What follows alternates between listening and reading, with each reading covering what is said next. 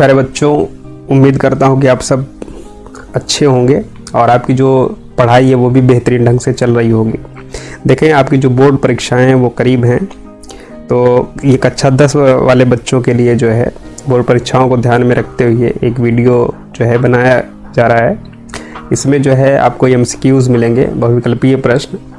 और इस वीडियो में जो है कक्षा 10 का जो विज्ञान का विषय है उसका एक महत्वपूर्ण अध्याय है जैव प्रक्रम। इस टॉपिक है श्वसन। उस पर आधारित बहुविकल्पीय प्रश्नोत्तरी जो है MCQ को शामिल किया गया है। ये वीडियो यूपी बोर्ड और अन्य राज्यों की बोर्ड परीक्षाओं की तैयारी करने वाले बच्चों के साथ ही ये ऐसे विद्यार्थियों के लिए भी महत्वपूर्ण है जो एक दिवसीय प्रतियोगी परीक्षाओं की तैयारी करने वाले हैं। आप इस वीडियो में सीखेंगे श्वसन का अर्थ और प्रक्रिया, एरोबिक और एनारोबिक श्वसन, मानवीय श्वसन तंत्र और परीक्षा में पूछे जाने वाले संभावित MCQs।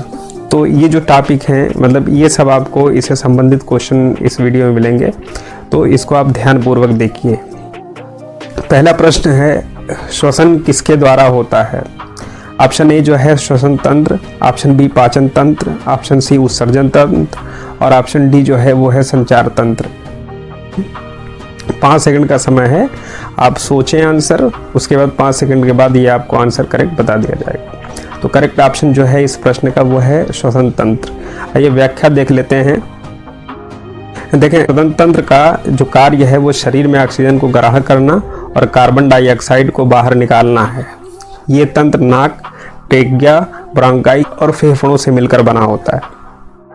दूसरा प्रश्न है, श्वसन का मुख्य उद्देश्य क्या है? ऑप्शन ए वह है भोजन बनाना, ऑप्शन बी ऊर्जा उत्पन्न करना, ऑप्शन सी जल का अवशोषण करना और ऑप्शन डी जो है वो कार्बोहाइड्रेट का निर्माण करना है।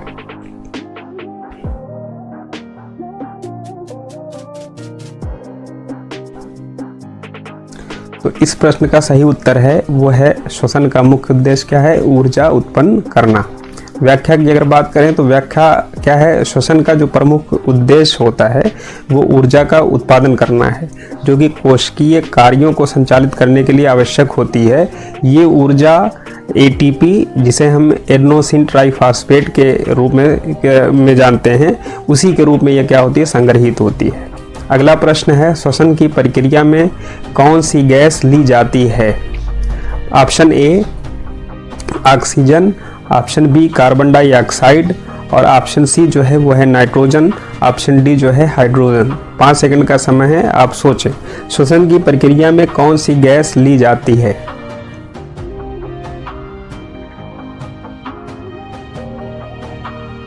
तो करेक्ट ऑप्शन जो है वो है ऑक्सीजन। आप सब जानते हैं, बहुत ही फेमस क्वेश्चन है, इजी भी कह सकते हैं आप कि श्वसन की प्रक्रिया में जो है वो कौन सी गैस ली जाती, वो गैस है ऑक्सीजन। श्वसन के दौरान शरीर ऑक्सीजन ग्रहण करता है, जो कि कोशिकाओं में ग्लूकोज के ऑक्सीकरण के लिए आवश्यक होती है। ऑक्सीजन का उपयोग ऊर्जा उत्पादन में होता है। अगला प्रश्न है, वह है कोशिकीय श्वसन में कौन सी प्रक्रिया होती है? Option A glycolysis, option B प्रकाश संश्लेषण, ऑप्शन सी उत्सर्जन, ऑप्शन डी जो है वो है संचयन। प्रश्न है, कोशिकीय श्वसन में कौन सी प्रक्रिया होती है?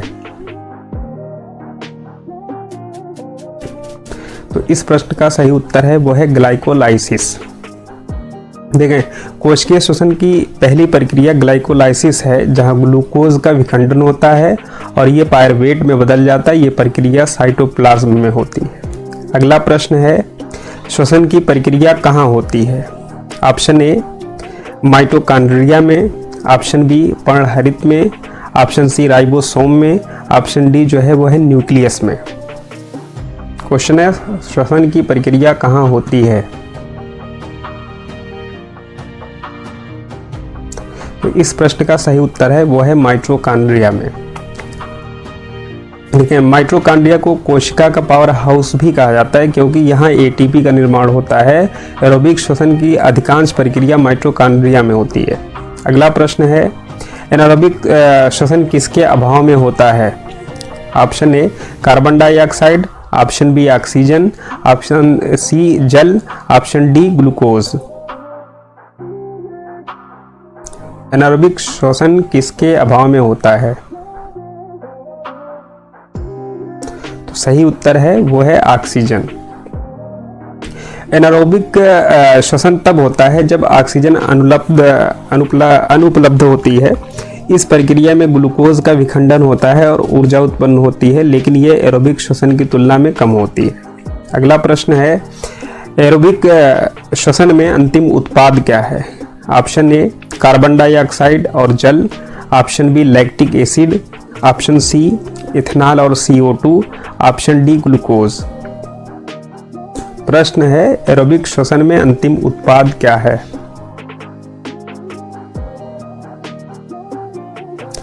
तो इस प्रश्न का सही उत्तर है वो है कार्बन डाइऑक्साइड और जल। एरोबिक श्वसन के दौरान ऑक्सीजन का उपयोग करके ग्लूकोज का विखंडन होता है, जिससे कार्बन डाइऑक्साइड, जल और ऊर्जा उत्पन्न होती है। अगला प्रश्न है, ग्लूकोज का विखंडन ग्लाइकोलाइसिस में किसमें होता है? Option A pyruvate, option B fatty acid, option C amino acid और ऑप्शन डी माल्टोज। ग्लूकोज का विखंडन ग्लाइकोलाइसिस में किसमें होता है?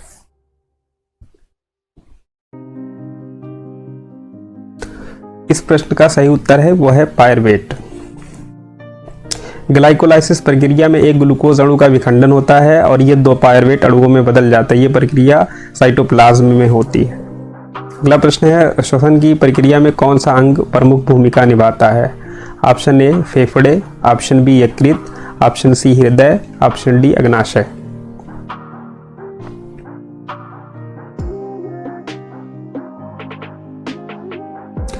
इस प्रश्न का सही उत्तर है वो है फेफड़े। फेफड़े श्वसन तंत्र का प्रमुख अंग हैं जो ऑक्सीजन को रक्त में पहुंचाते हैं सॉरी और कार्बन डाइऑक्साइड को बाहर निकालते हैं। अगला प्रश्न है, एनारोबिक श्वसन का एक उदाहरण कौन है? ऑप्शन ए मनुष्य, option B yeast, option C पौधे और ऑप्शन डी जो है मछली। प्रश्न है, एनारोबिक श्वसन का एक उदाहरण कौन है?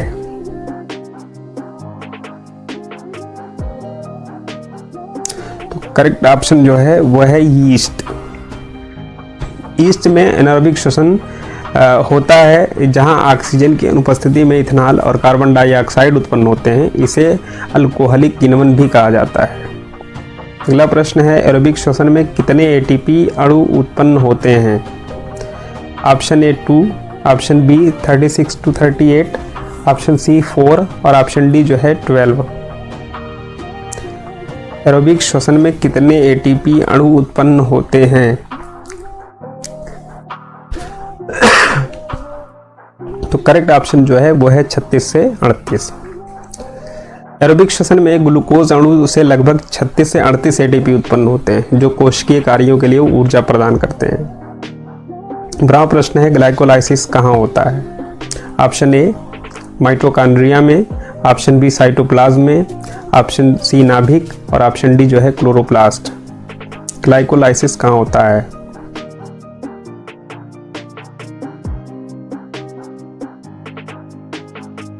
इस प्रश्न का सही उत्तर है साइटोप्लाज्म। ग्लाइकोलाइसिस प्रक्रिया साइटोप्लाज्म में होती है जहां ग्लूकोज का पायरवेट में विखंडन होता है। अगला प्रश्न है, कोशिकीय श्वसन की अंतिम अवस्था कौन सी है? Option A glycolysis, option B Krebs चक्र, ऑप्शन सी इलेक्ट्रॉन परिवहन श्रृंखला और ऑप्शन डी जो है प्रकाश प्रतिक्रिया।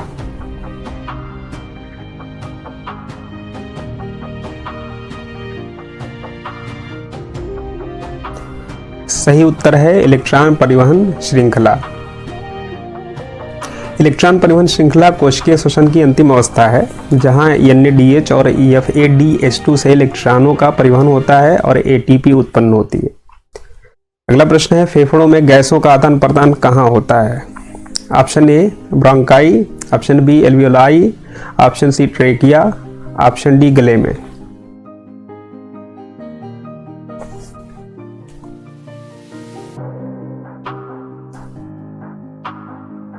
सही उत्तर है एल्वियोलाई। एल्वियोलाई छोटे थैलीनुमा संरचनाएं होती हैं जहां ऑक्सीजन और कार्बन डाइऑक्साइड का आदान प्रदान होता है। यहां पर ऑक्सीजन रक्त में प्रवेश करती है और CO2 बाहर निकाला जाता है। अगला प्रश्न है, मांसपेशियों में एनारोबिक श्वसन के दौरान क्या बनता है? Option A lactic acid, option B ethanol, option C CO2 और H2O और ऑप्शन डी है ग्लूकोज। प्रश्न है, मांसपेशियों में एनारोबिक श्वसन के दौरान क्या बनता है? तो करेक्ट ऑप्शन जो है वो है लैक्टिक एसिड। ऑक्सीजन की कमी में मांसपेशियों में एनारोबिक श्वसन होता है जिससे लैक्टिक एसिड का निर्माण होता है। ये प्रक्रिया अधिक शारीरिक परिश्रम के दौरान होती है, जैसे जब हम ज़्यादा मेहनत करते हैं तब ये प्रक्रिया होती है। अगला प्रश्न है, एरोबिक श्वसन के लिए कौन सी गैस आवश्यक है? Option A nitrogen, option B oxygen, option C hydrogen, option D methane.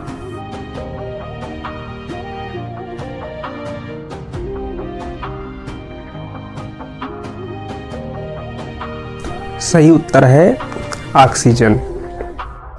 Aerobic श्वसन में ऑक्सीजन का उपयोग किया जाता है ताकि ग्लूकोज का पूर्ण ऑक्सीकरण हो सके और ऊर्जा उत्पन्न हो सके। 17वां प्रश्न है, कोशिकीय श्वसन का ऊर्जा स्रोत क्या है? Option A glucose, option B protein, option C वसा और ऑप्शन डी नाइट्रोजन।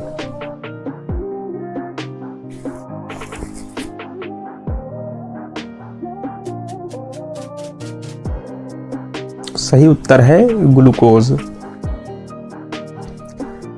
ग्लूकोज कोशिकीय श्वसन का प्राथमिक ऊर्जा स्रोत है जिसे कोशिका ऊर्जा के रूप में ATP में परिवर्तित करती है। 18वां प्रश्न है, एनारोबिक श्वसन में कितने ATP उत्पन्न होते हैं? Option A 2, option B 36, option C 18 और ऑप्शन डी जो है 12। प्रश्न है, एनारोबिक श्वसन में कितने ATP उत्पन्न होते हैं? 2, 36, 18 या 12? बताएं। तो करेक्ट ऑप्शन जो है वो है 2। एनारोबिक श्वसन में केवल 2 ATP उत्पन्न होते हैं क्योंकि ऑक्सीजन की अनुपस्थिति में ग्लूकोज का आंशिक विखंडन होता है।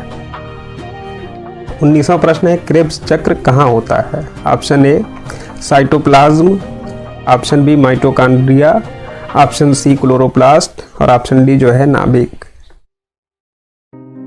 क्रेब्स चक्र कहाँ होता है?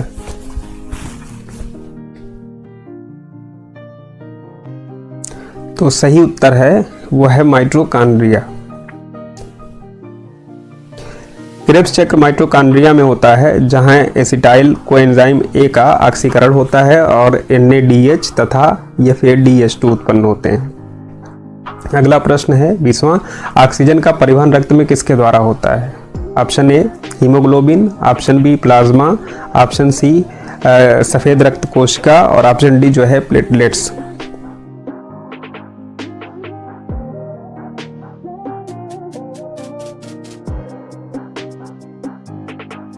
सही उत्तर है हीमोग्लोबिन। हीमोग्लोबिन एक प्रोटीन है जो लाल रक्त कोशिकाओं में पाया जाता है। ये ऑक्सीजन को फेफड़ों से शरीर के विभिन्न हिस्सों में ले जाता है। 21वां प्रश्न है, एरोबिक श्वसन की प्रक्रिया में कौन सी अवस्था नहीं शामिल है? Option A glycolysis, option B Krebs चक्र, ऑप्शन सी प्रकाश संश्लेषण और ऑप्शन डी जो है इलेक्ट्रॉन परिवहन श्रृंखला।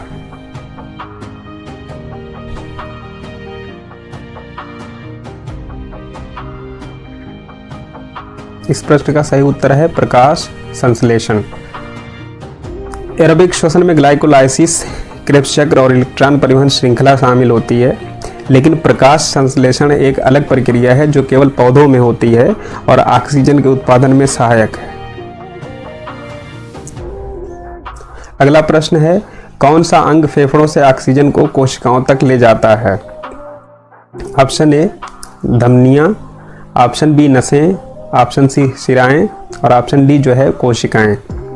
कौन सा अंग फेफड़ों से ऑक्सीजन को कोशिकाओं तक ले जाता है? प्रश्न है। तो इस प्रश्न का सही उत्तर है धमनियां। धमनियाँ ऑक्सीजन युक्त रक्त को हृदय से शरीर के विभिन्न हिस्सों में ले जाती हैं। इनमें से प्रमुख धमनी एओर्टा है। अगला प्रश्न है, एनारोबिक श्वसन का एक उदाहरण कौन है? मनुष्यों की मांसपेशियां, बी पक्षी, सी सांप और डी जो है वह है पेड़।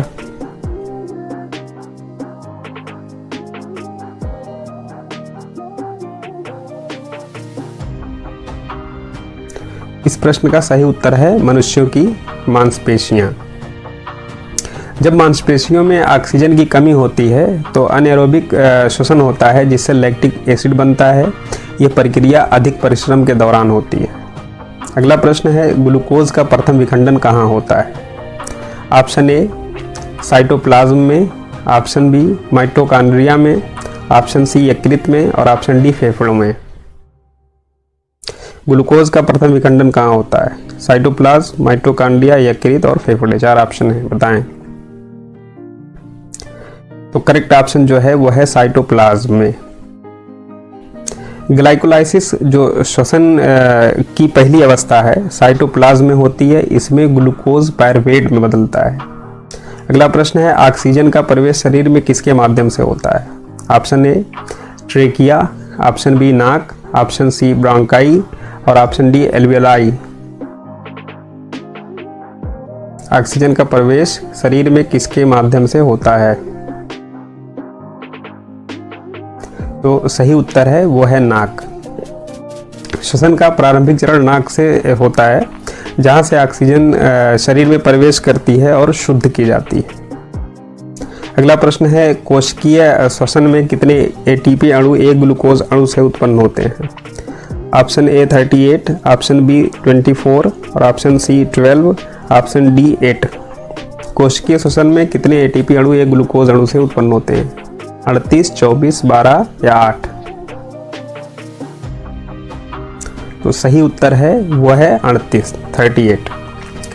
एरोबिक श्वसन में एक ग्लूकोज अणु से लगभग 36 से 38 एटीपी उत्पन्न होते हैं जो ऊर्जा की उच्चतम मात्रा होती है। 27वां है, क्रेब्स चक्र का एक अन्य नाम क्या है? ऑप्शन ए साइट्रिक एसिड चक्र, ऑप्शन बी पेंटोज चक्र, ऑप्शन सी फोटोसिंथेसिस चक्र, ऑप्शन डी ग्लाइकोलाइसिस चक्र।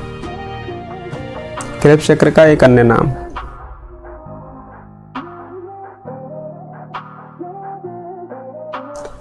तो सही उत्तर है वह है साइट्रिक एसिड चक्र।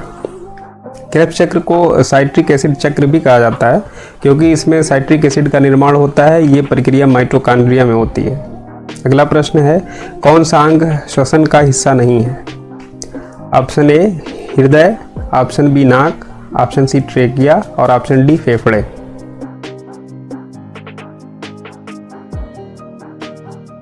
कौन सा अंग श्वसन तंत्र का हिस्सा नहीं है? तो सही उत्तर है वो है हृदय। अगला व्याख्या देख लें। व्याख्या है, हृदय श्वसन तंत्र का हिस्सा नहीं है बल्कि यह परिसंचरण तंत्र का हिस्सा है जो रक्त को पंप करता है। 29वां प्रश्न है, एनारोबिक श्वसन का अंतिम उत्पाद कौन है? ऑप्शन ए इथेनॉल या लैक्टिक एसिड, जल, ऑक्सीजन, शर्करा।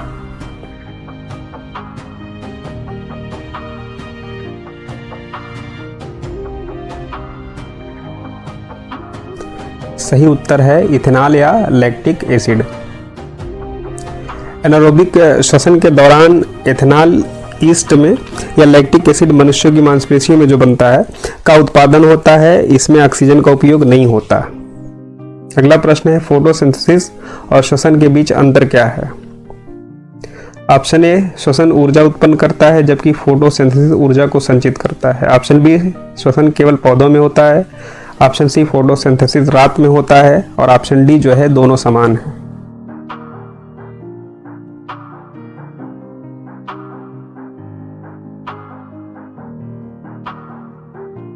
तो सही उत्तर है श्वसन ऊर्जा उत्पन्न करता है जबकि फोटोसिंथेसिस ऊर्जा को संचित करता है। देखिए, श्वसन में ऊर्जा उत्पन्न होती है और कोशिकीय कार्यों में उपयोग होती है जबकि फोटोसिंथेसिस में सौर ऊर्जा को शर्करा के रूप में संग्रहित किया जाता है। अगला प्रश्न है, फेफड़ों में कौन सा पदार्थ ऑक्सीजन को रक्त में बांधता है? Option A glucose, option B haemoglobin, option C carbon dioxide, option D lactic acid. फेफड़ों में कौन सा पदार्थ ऑक्सीजन को रक्त में बांधता है? सही उत्तर है हीमोग्लोबिन। हीमोग्लोबिन एक प्रोटीन है जो लाल रक्त कोशिकाओं में पाया जाता है और ऑक्सीजन को बांधकर पूरे शरीर में पहुंचाता है। 32वां प्रश्न है, क्रेब्स चक्र में कौन सा यौगिक ऊर्जा का स्रोत है? Option A ATP, option B CO, option C H2O, option D O2। Krebs चक्र में कौन सा यौगिक ऊर्जा का स्रोत है?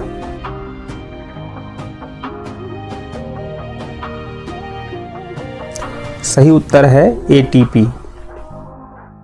क्रेब्स चक्र में NADH और FADH2 का उत्पादन होता है जो बाद में ATP के निर्माण में योगदान देते हैं। 33वां प्रश्न है, एनारोबिक श्वसन का स्थान कहाँ है?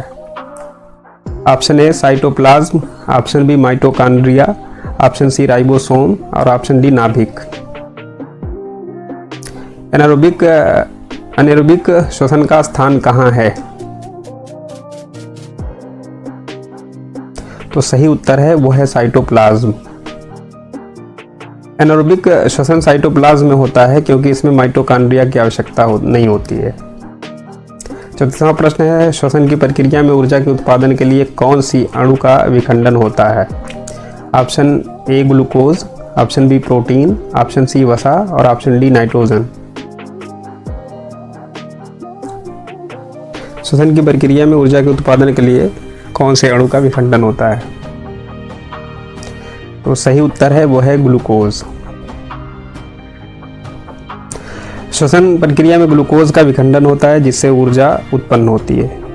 35वां प्रश्न है, कौन सा यौगिक माइटोकॉन्ड्रिया में प्रवेश करता है क्रेब्स चक्र शुरू करने के लिए?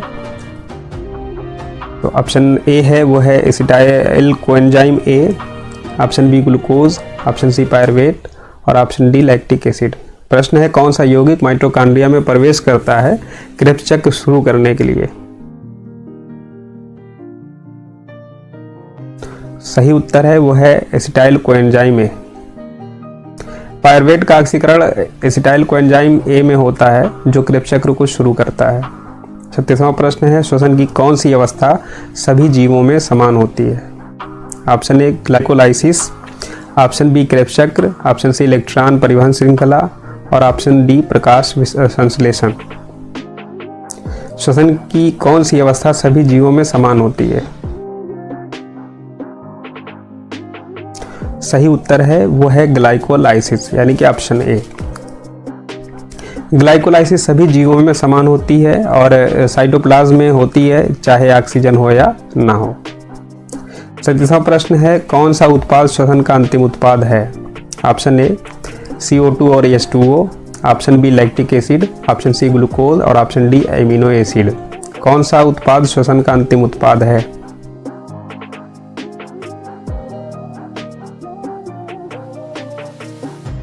सही उत्तर है वो है CO2 और H2O। एरोबिक श्वसन में ग्लूकोज का ऑक्सीकरण CO2 और H2O में होता है जिससे ऊर्जा उत्पन्न होती है। 38वां प्रश्न है, श्वसन प्रक्रिया में NADH और FADH2 का क्या कार्य है? ATP का निर्माण, ऑप्शन बी ग्लूकोज का निर्माण, ऑप्शन सी जल का निर्माण और ऑप्शन डी प्रोटीन संश्लेषण।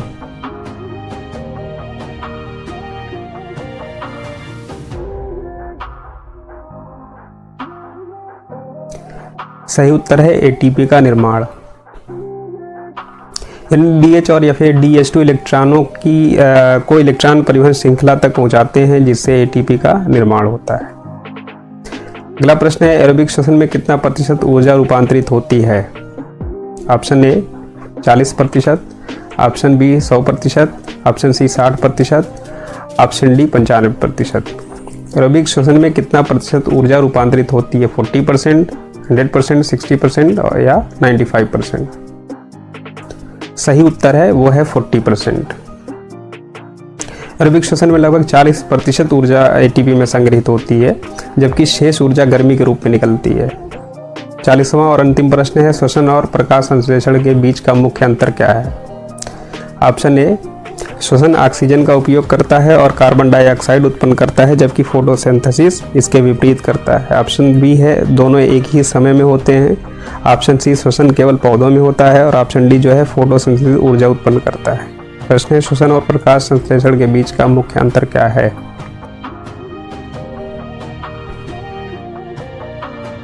तो सही उत्तर है वो है ऑप्शन ए, जो कि है श्वसन ऑक्सीजन का उपयोग करता है और कार्बन डाइऑक्साइड उत्पन्न करता है, जबकि फोटोसिंथेसिस इसके विपरीत करता है। ठीक है, श्वसन प्रक्रिया में ऑक्सीजन का उपयोग करके CO2 उत्पन्न होता है, कार्बन डाइऑक्साइड, जबकि फोटोसिंथेसिस में CO2 का उपयोग करके ऑक्सीजन उत्पन्न होती है। ये दोनों प्रक्रियाएं एक दूसरे की क्या है? पूरक प्रक्रियाएं हैं। तो थैंक्स फॉर वॉचिंग। आज के लिए इतना ही। वीडियो अच्छा लगा हो तो इसको प्लीज़ लाइक करें, शेयर करें और अगर आप चैनल पे नए हैं तो सब्सक्राइब कर लें। और हाँ, एक चीज़ और, अपने दोस्तों को शेयर करना ना भूलें ताकि उनका भी फ़ायदा हो, वो भी सीख सकें।